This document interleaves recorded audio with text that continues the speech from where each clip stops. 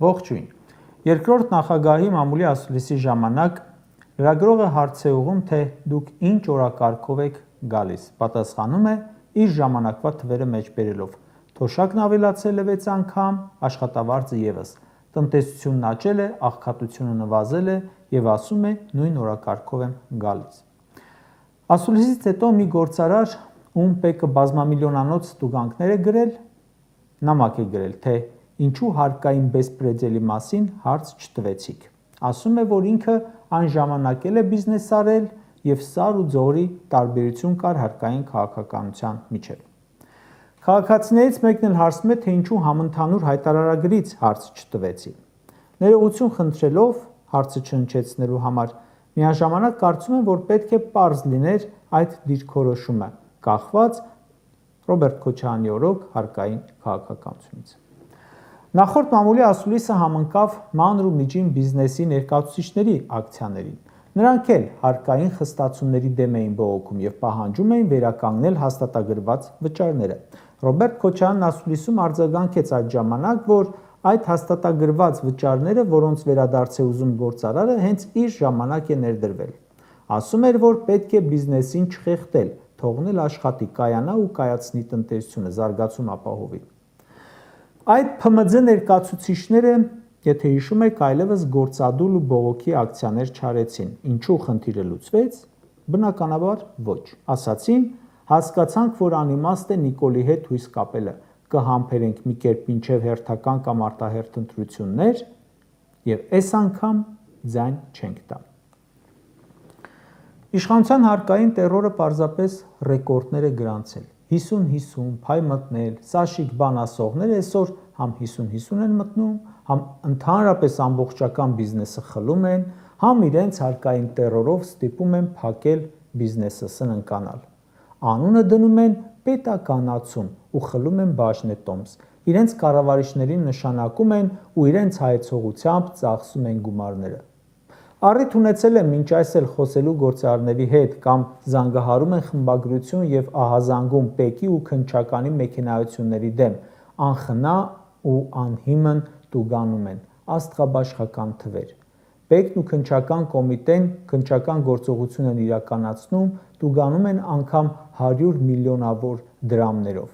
Մի քանի օր առաջ իմացանք, Կիլիկիա գարեջրի գործանի սեփականատիրոջն են տուգանել 450 միլիոն դրամով։ Մեկին տուգանել էին 260 միլիոն դրամով, մի գործարարի տուգանել են 130 միլիոն դրամով։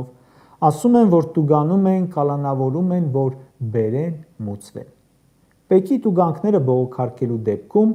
մեծ մասամբ չեղարկում է դատարանը։ Պարզապես հիմա օրենք են փոխել, որ անկախ բողոքարկումից պետք է տուգանքը վճարի։ Տարիներ անց, երբ դատարանը համարի տուգանքը ապօրինի, կառավարությունը ինչ-որ պահի հետ կտա գումարը, բայց հենց տուգանքի ժամանակ վճարելու պահանջը բիզնեսը տանում է սննկացման։ Գործարարներ կան, որ բիզնեսը ծախել են, ունեցվածքը, տները ծախել են, որ տուգանքը վճարեն։ Գործարարները նշում են, որ հարկայինը աշխատում է ռեկետի տրամաբանությամբ։ Հարկային քաղաքականության պատճառով բազմաթիվ հիմնարկներ սննկացել են։ Սրանք խոսում են ներդրումային միջավայրից, բայց իրենց սարքած միջավայրը այս է։ Այս ընթացքում շատ գործարարներ են բողոքել, որ 20 տարի չեն կարողանում փոքր բիզնեսից դառնալ միջին, ինչքան որ աշխատում են, ընդհակառակը վերջին տարիներին փակվում են։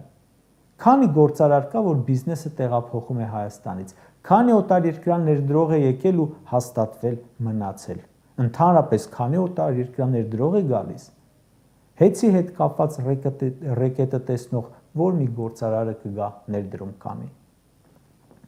Բայց մեկ այլ աբսուրդային իրավիճակի առաջ ենք, որ գործարարը թալանվելով, սննկանալով, տուգանվելով հանդերձ վախենում է խոսել հրապարակավ։ Գարեջրի գործարանի սեփականատերը չվախեցավ, խոսեց, բայց շատերը վախենում են, ասում են կընկնեն հետևներիցս, չենք բրցնի, խնդրում ենք մեր տեղեկություններով հրապարակեք այդ նյութը։ Ունեցվածքը կորցնում են, բայց անգամ այդ պարագայում վախենում են խոսել, որովհետև մտածում են կզրկվեն այս անգամ ազատությունից։ Մեկն էլ ասում է կխոսեմ կընկնեմ Փարաքարի համայնքապետի օրը։ Ֆիզիկապես կոչնչացնեն սրանցից ամեն ինչ է սպասելի։ Նիկոլ Փաշինյանը օրերս գրառում էր արել, թե 2025 թվականի հունվար-սեպտեմբերին հավաքած հարկ ու տուրքը գերակատարվել է ու շնորհակալություն էր հայտնում աշխատող, արդյունք ստեղծող, օրենքով սահմանված հարկերը վճարող բոլոր քաղաքացիներին։ Նաև ուշադրություն, այն պետական ծառայողներին շնորհակալություն հայտնում, ում աշխատանքը նպաստում է պետական բյուջեի հարկային եկամուտների աճին։ Վերջին շնորհակալությունը լրիվ տեղին էր։ Հարկայինի ու քննչականի աշխատողները կարողանում են տերորով գումար պոկել, իսկ արդյունք ստեղծող հարկատուից ոչ միայն ամբողջ արդյունքն են հաճախ խլում, այլ ոչնչացնում են այդ ստեղծման գործիքը, բիզնեսը։ Բա որ ամեն մեկին մի քանի միլիոնից մինչև մի քանի 100 միլիոնով տուգան են։ Այսօր արդեն եկող տարվա բյուջեն էլ կգերակատարեք, շնորհակալություն կհայտնեք։ Բայց սրանց հարկային քաղաքականությունը միայն գործարարների նկատմամբ վատ չէ, այլ բոլորի նկատմամբ։ Սրանց համար տուգանքի մատերիալ են բոլորը, բազմաթիվ թողարկումներ նվիրել եմ հարկերին, տուրքերին, տուգանքներին։ Համընդհանուր հայտարարագիրը, որից ժողովուրդը դժգոհ է, ավելի շուտ համարում է ոչ թե հարկելու մասին օրենք, այլ տուգանելու։ Նոյեմբերի 1-ին ավարտվում էր հայտարարագրման ժամկետը։ Քաղաքացիները բոյկոտեցին։ Նիկոլենք այլ ճանապարհ գտան մարդկանց կյանքը դժվարացնելու։ Հիմա խոստանում են իբր պարզեցում, ասում են ավտոմատ կհամարվի լրացված հայտարարագիրը, այսինքն բոյկոտել չես կարող, բայց ահա եթե հայտարարագրում ես խախտում գտնել, կտուգանվես։ Մարդկանց համար այս ամենը տրամաբանական է։ Ասում են ՔՊԱ-ական իշխանությունը պրոթուրքական գծի մեջ է։ Եթե Նիկոլի ՊՆ-ն աշխատում է ահավոր, այլ բառ չօգտագործեմ, տեսնում ենք բանակի վիճակը։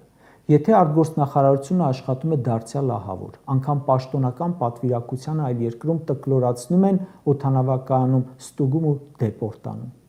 Եթե սոցիալ-նախարարությունը աշխատում է ահավոր, մյուս նախարարությունները ևս, այդ ոնց, այդ ինչ մի հրաշքով ՊԵԿ-ը կամ քննչականը պետք է աշխատեն նորմալ։ Սրանց բոլոր կառույցներն են հայ ժողովրդի դեմ աշխատում այսօր։ Կարճ ասած, պատմությունից շատ են կարդում, չէ, որ թշնամին գրավելով որևէ երկիր, առաջինը խոշոր հարկ ու տուրք տուգանք է դնում ժողովրդի վրա։ Հայաստանում այսօր այդ վիճակի տպավորությունն է։ Ժողովուրդը այս վիճակից իսկապես հոգնել է, զզվել է, անարդար շատ հարկերից, անարդարացի տուգանքներից, իրեն խորտ զգալուց ու հենց դրա համար է ու շատ բնական է, որ ուզում է վերադարձ այն ժամանակների, երբ ինքը ապրում էր անհամեմատ ավելի լավ, անհամեմատ ավելի հանգիստ եւ բացարձակ խաղաղ։ Մարդիկ ունեն վստահություն, համոզված են, որ Նիկոլի գնալուց հետո այս հարկային տերորը նրա հետ միասին կանհետանա։